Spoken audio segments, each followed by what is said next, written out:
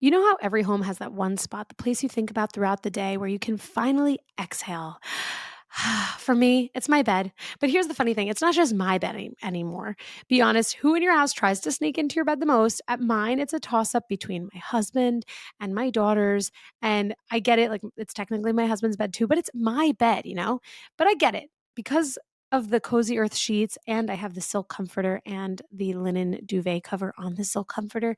It's like being the VIP lounge of the house. It's like sleeping on a cloud and being wrapped in a cloud hug. And I just love it so much. In fact, as I'm sharing this with you, I want to go and lie in bed right now.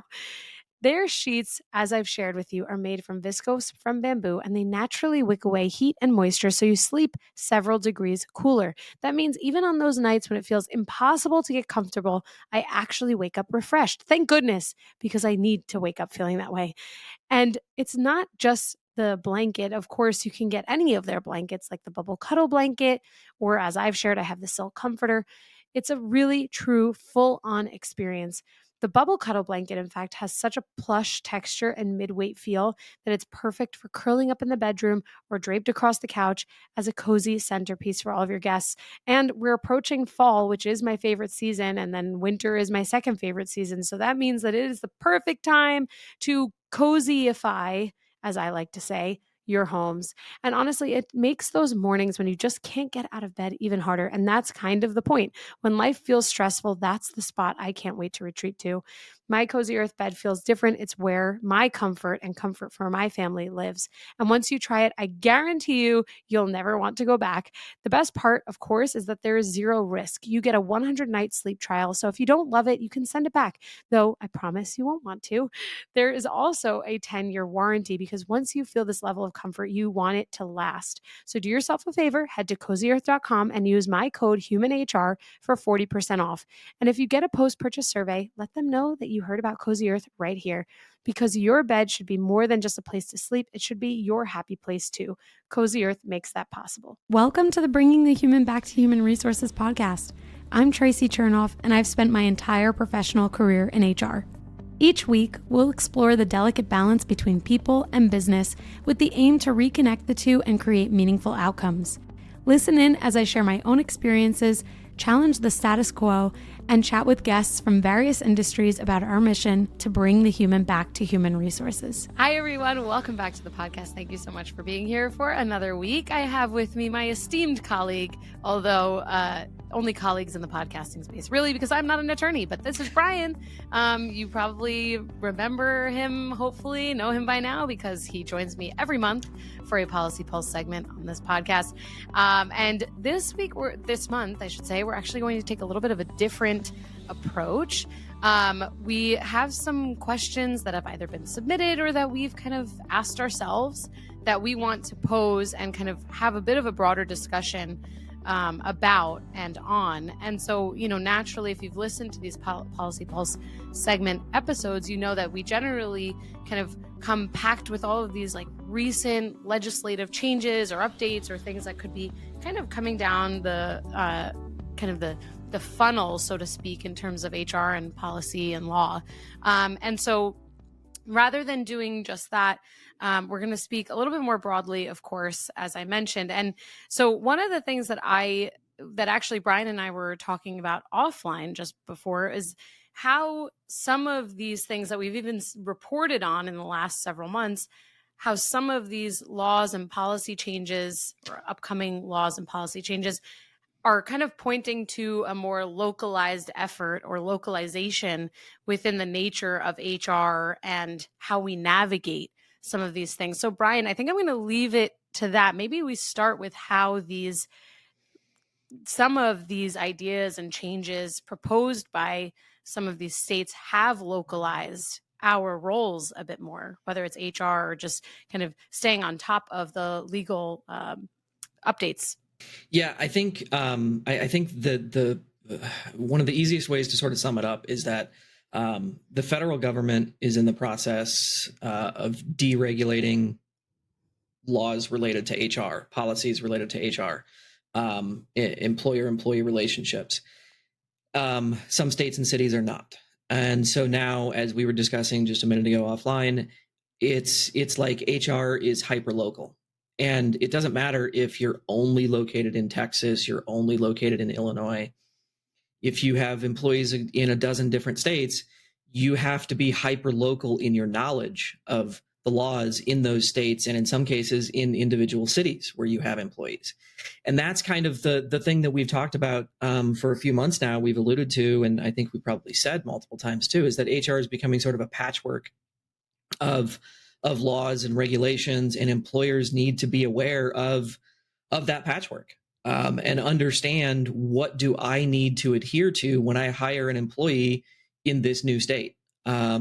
What do I need to adhere to when I advertise to hire a new employee in this state or hire nationwide? Like, it's just, there's so much, it's a tough time to be in HR, honestly, because there's so much that you have to know. You have to basically get an on-the-job JD in some cases to really understand and effectively implement some of these changes that are happening in both directions.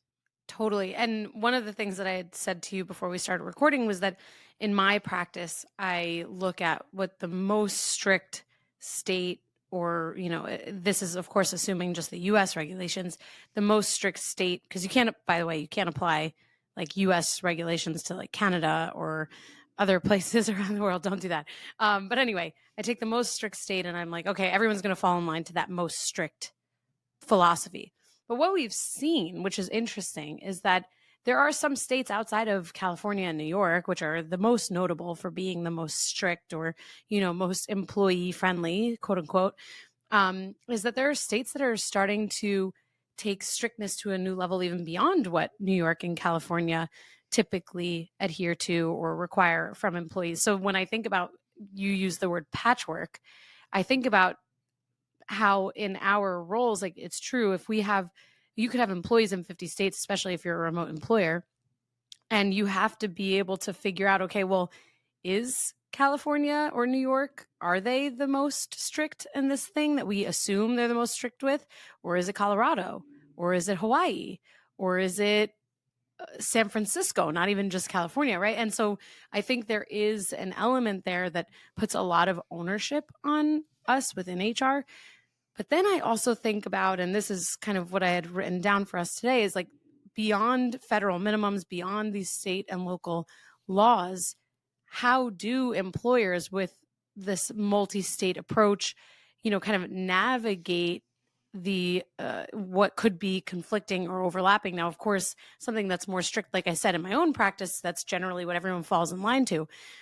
But it's a little tough if you have all of these multiple types of rules and laws and policies that you have to navigate. Like, I think about pay transparency versus scheduling versus AI and hiring. Like, all of these things can impact a company in one sitting, but have different levels of strictness regardless of the state. And so how would you suggest that companies and HR leaders kind of go about navigating that?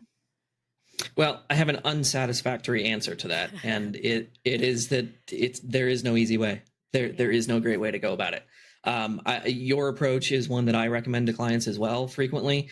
Everybody's a case by case basis, but broad brush strokes, yes, I take a similar approach to you, that if you have employees in, say, Texas, Florida, New York, Washington, Illinois, pick Washington, pick Illinois, and just make it easy on yourself and abide by those laws. Mm-hmm. If you have more employees, if you have a more robust HR department, then maybe you split it up. Maybe you have different handbooks for different states, or you have different addendums on your handbooks for different states, to sort of make sure you're compliant in each of the states where you have employees, and to your point, cities as well, because some cities have higher minimum wages, have different reporting requirements. So it's important to keep all that in mind. Again, going back to the hyper localness of HR today. Right. That's kind of the I'm with you. That's sort of my recommendation as well. That's what I mean when I say it's unsatisfactory. It's not easy. It's not simple. It's not efficient.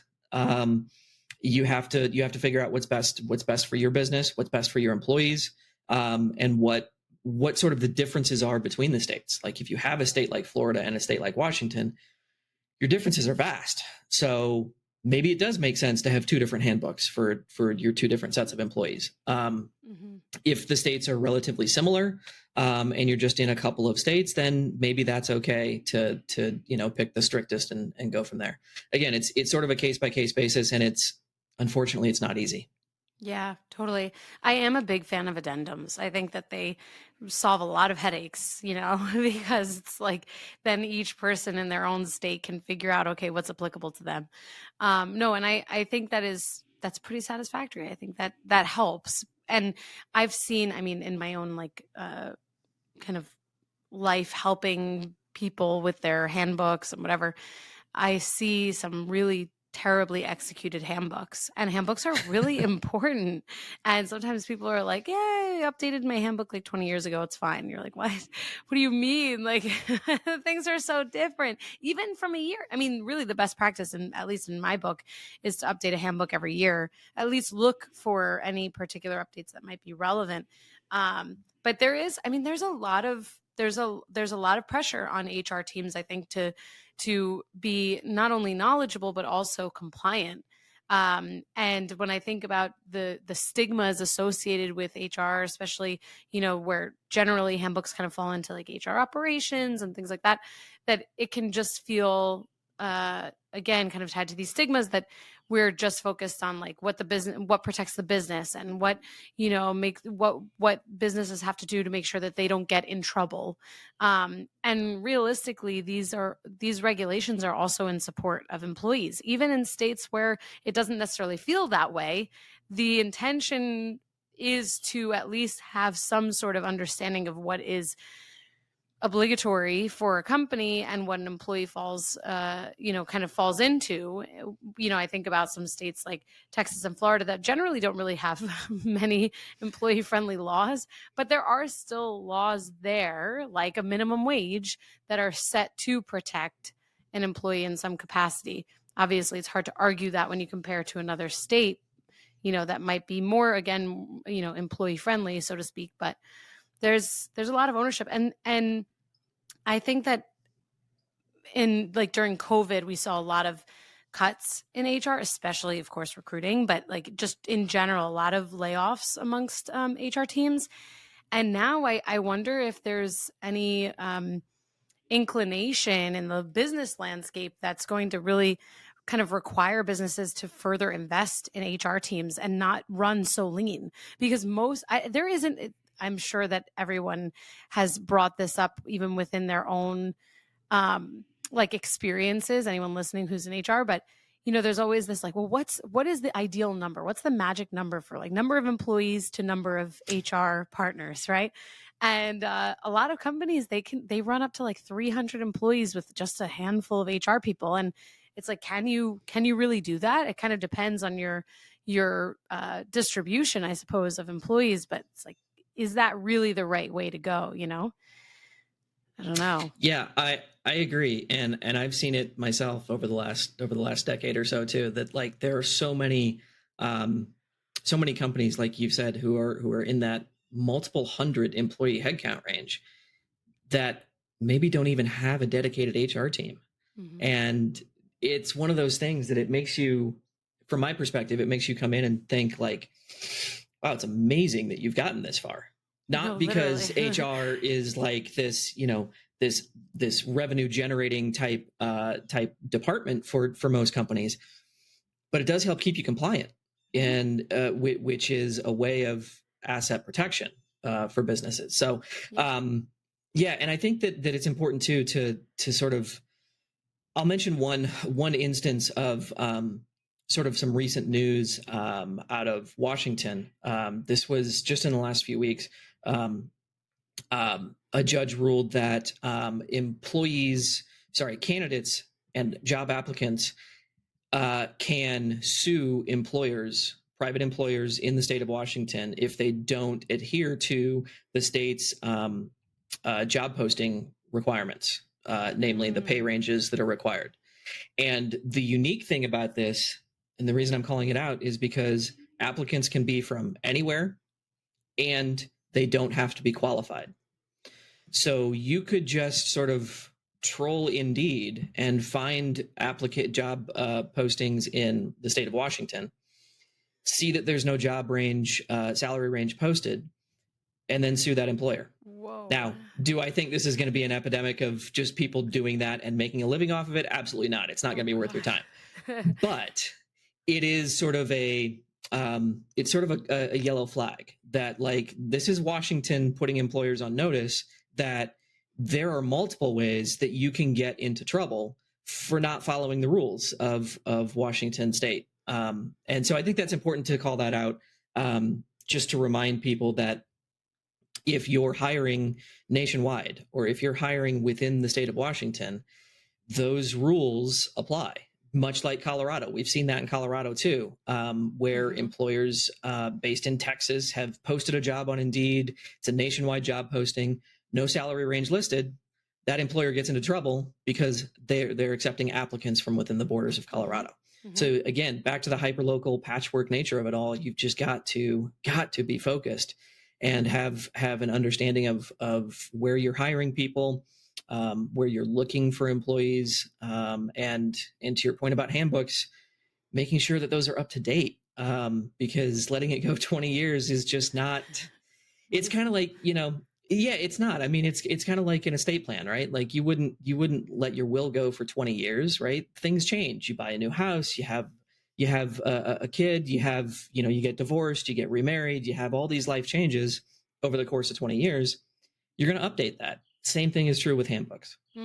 Totally. I mean, I just as an anecdote, I remember when the pay transparency laws started to become a little bit more widespread. I mean, of course, there were already states that had these, but I think maybe it was New York and California kind of coming around the same time a few years ago.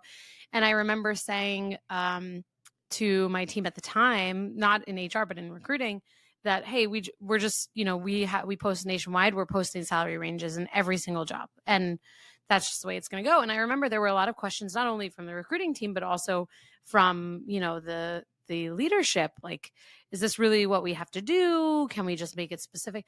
I'm like, there's no controlling who is applying to these jobs. Like, as a remote employer, you are taking applications unless you restrict it, even though you can still get an application from anyone.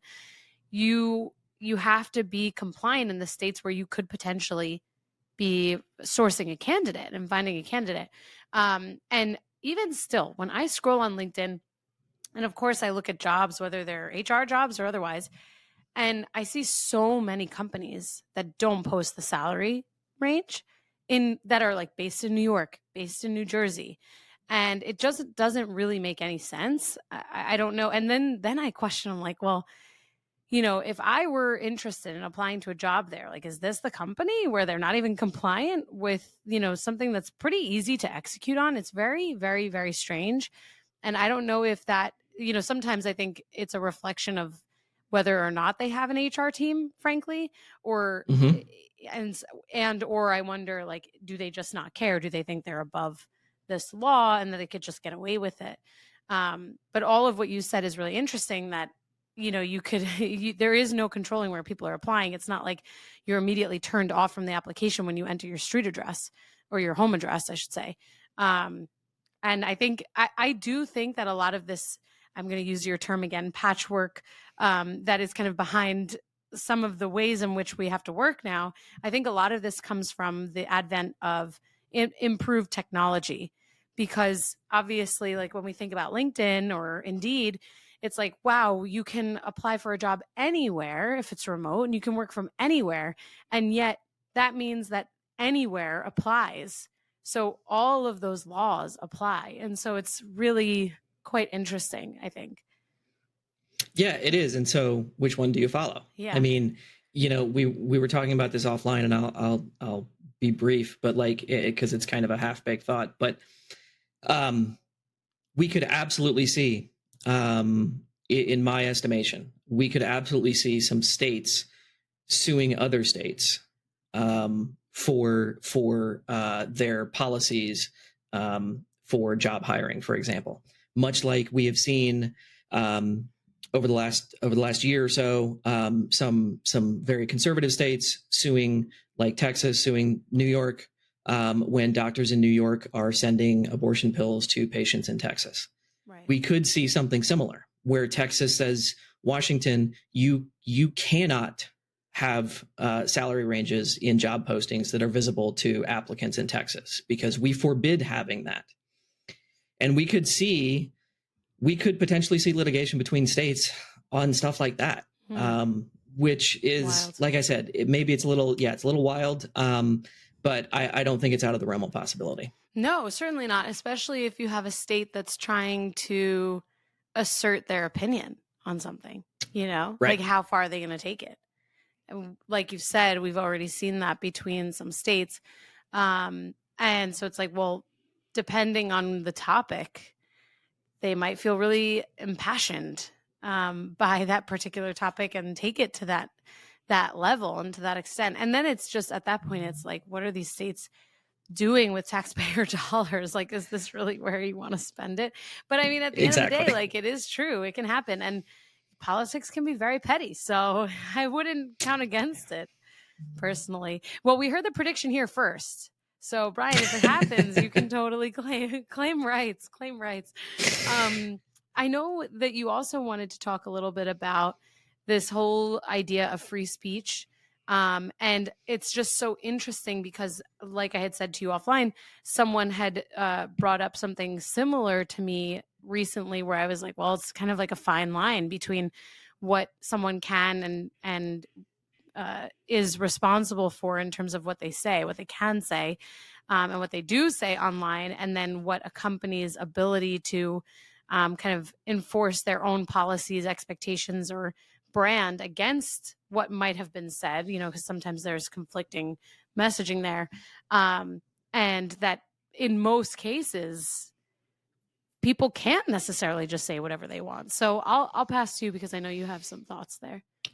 Yeah, I mean, it's an important time, I think, to remind employees, but also employers that free speech is a constitutional right.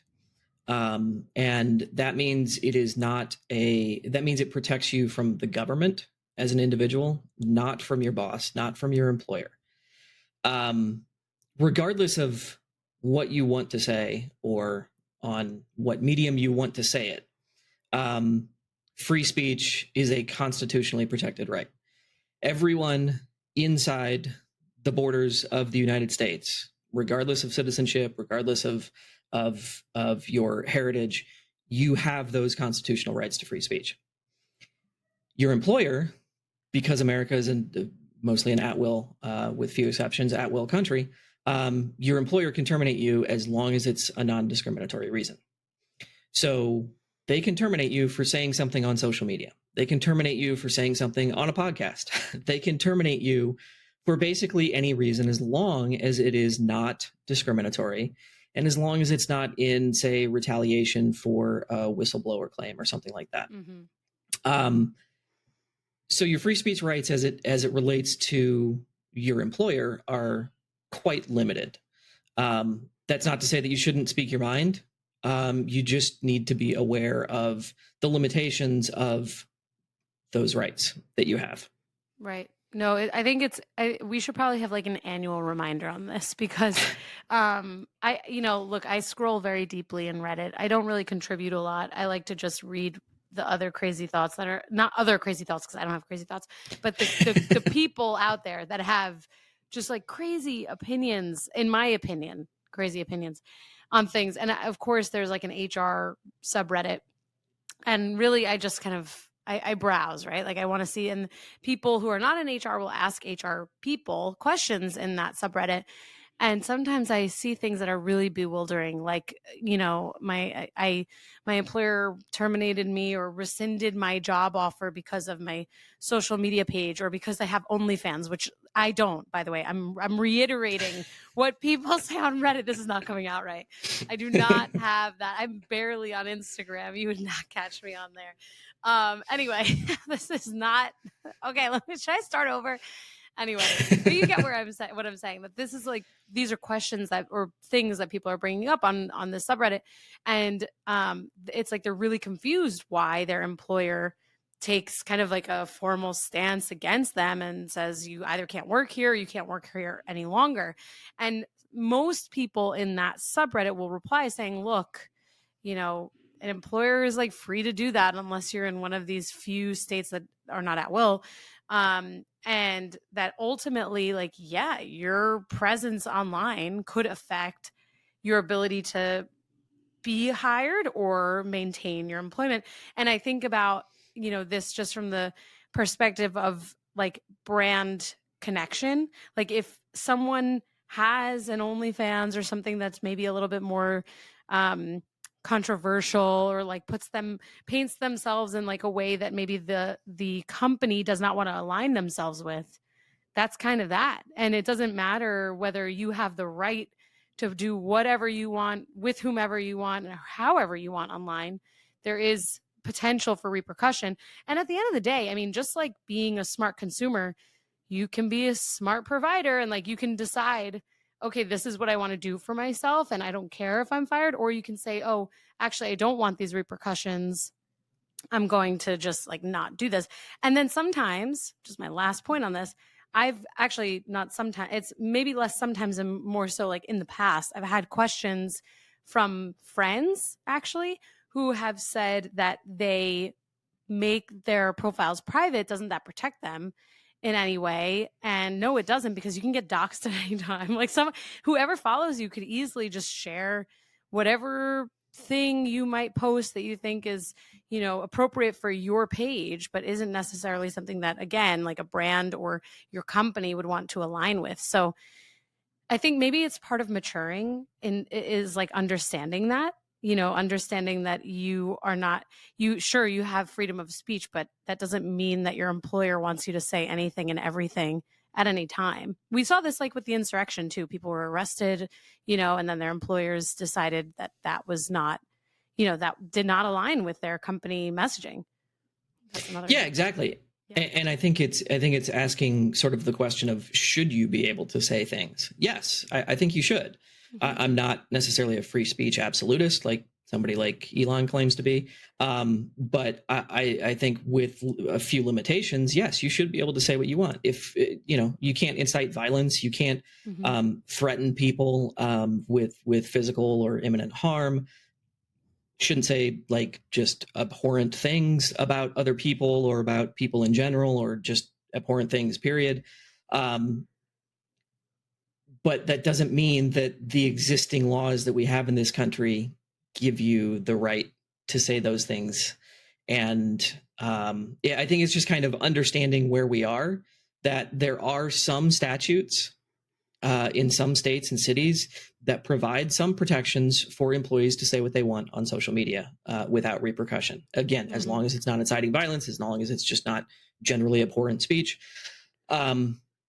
But to claim that you had, as an employee, have a constitutional free speech right to say whatever you want with your, as it relates to your employer, that's unfortunately not the case. Mm-hmm. My last point on this is that there's someone on LinkedIn. I won't even say that I follow them so much. I think that they just come up on my LinkedIn. I don't know. It's an algorithm thing.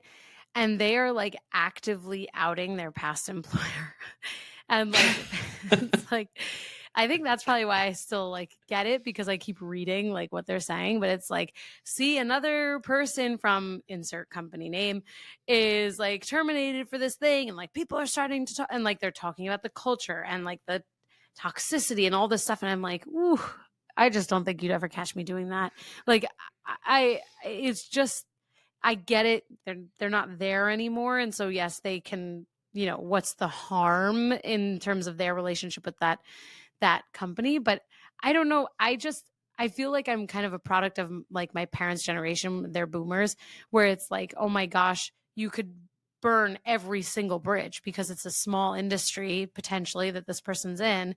And this is how you want to spend your time online, like just completely destroying them with your name like they're not even attempting to disguise themselves in Glassdoor reviews. Like they are just putting it all out there. And I mean, like, again, it's kind of a paradox. Like you can say kind of anything, of course, with the asterisk of, what is reasonable to say, and not illegal. But it's like, is there any thought on consequences? Like if I were that person's potential future employer, I don't think I'd be interviewing them. I'd be like, ooh, Yeah, you make one you're mistake right. and then you're going to be outed like that. You're right. It's a fine line because there's that mindset of, I can say what I want, and yeah, I agree with that. You can and should say what you want, but you have to be prepared for the repercussions. And in our society, there can be nearly unlimited repercussions from your current or potential employers for things that you may say that they just don't want to touch. Some employers are fine with it. Some employers are like, yeah, we are going to speak freely about politics. We're going to speak freely about civil rights. Like maybe those are the employers that people like that need to find.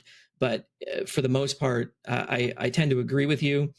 I don't necessarily subscribe to the same idea anymore, but I tend to agree with you that the majority of American companies are like that. That like we're just going to stay away from this. We don't want the hassle. We don't want the stress with someone who is that open. Yeah, exactly. And I realize I've already said this is my final thing like 3 separate times, but this is really my final thing because I have to insert this quote. It's so good. It is from a former Real Housewife of New York, Dorinda Medley, who said, "Say it, forget it, write it, regret it." And that is like, those are words to live by, I think, because you say something and maybe people like completely forget what you actually said because it's a game of telephone. But when you write it, that's it. It's in ink or online forever. You have no idea who screenshots things. Exactly. I will say, just to twist this back to HR, that you absolutely want to write it down when it comes to HR. Because if you don't write it down, it didn't happen. If you don't document it didn't happen. Yeah. Right. Document everything unless you don't want to regret it later because it has nothing to do with HR. Right. Yeah, that's fair. That's fair. Not me taking it back to Real Housewives of New York, the OG cast. Amazing. Well, Bryan, thank you so much. Really appreciate it. I think the next time we speak, maybe we'll infuse some of these additional questions that we have for you. And for any listeners who want to ask any questions directly to Bryan, please feel free to send those in. You can email me at contact@hrtraci.com. And Bryan, thank you so much again, and we'll see you next month. Thank you, Traci. Appreciate it. Hey, just before you go, don't forget to subscribe to the show so that you are the first to hear when an episode drops each week. And maybe leave a 5-star review and a comment about how much you loved this episode. Plus, if you have someone in mind who would really enjoy this episode, make sure you share it with them. Thank you so much for tuning in, and I will see you next week.